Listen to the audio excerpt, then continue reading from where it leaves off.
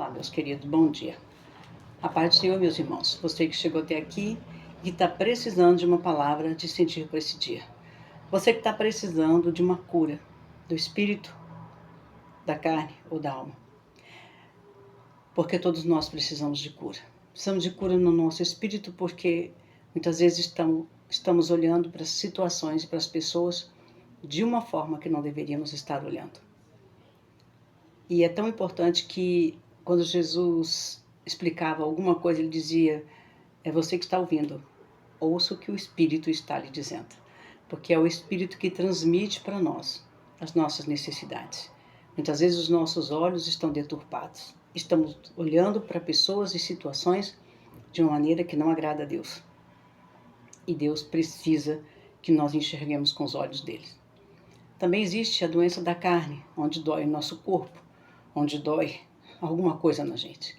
E nós precisamos buscar um médico. E existe a doença da alma. Essa é a mais difícil. Por quê? Porque ela fica escondida. Nem a gente mesmo muitas vezes sabe que tem essa doença, essa enfermidade. E que ela é autodestrutiva. Ela pode não te destruir no primeiro momento, no primeiro instante, mas a longo prazo é um veneno que te corrói, e te corrompe e te autodestrói.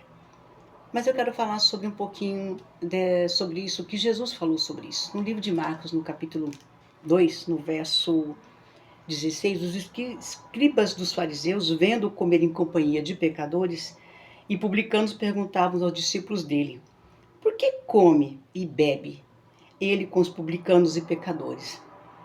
Tendo Jesus ouvido isto, respondeu-lhes: os sãos não precisam de médico, e sim os doentes. Não vim chamar justos, e sim pecadores.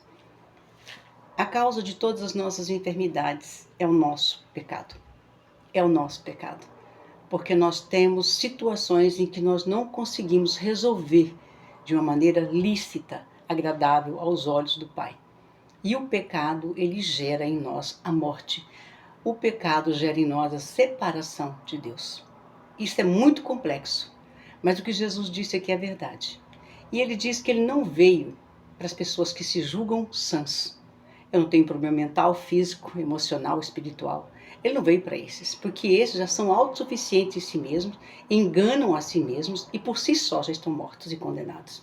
Mas ele veio para aqueles que reconhecem da necessidade do Filho de Deus. Ele veio para aqueles que gritam por socorro, na carne, na alma, no espírito, no consciente, no inconsciente, em tudo em nós, no nosso emocional. Jesus tem a solução, mas isso não quer dizer que você não precise de ajuda humana. Por quê? Porque a nossa carne está condenada e ela tem problemas que Deus capacitou o homem para nos ajudar. Mas nunca se aparte do Deus vivo. Porque nós nunca devemos descer ao Egito para buscar a solução daquilo que o nosso Deus tem como solução. Houve um rei na história da Bíblia que quando ele caiu da sacada e se machucou, em vez de ele buscar socorro do Deus de Israel para saber se ele continuaria vivo, ele mandou buscar sobre os adivinhos. E no caminho, Deus enviou o seu mensageiro e disse: porque você não buscou o seu Deus.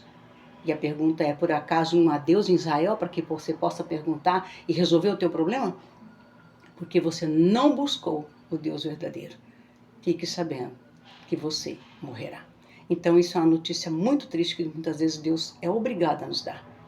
Quem volta ao Egito para buscar solução com o povo, um povo ou um rei que não tem poder para solucionar, certamente está condenado.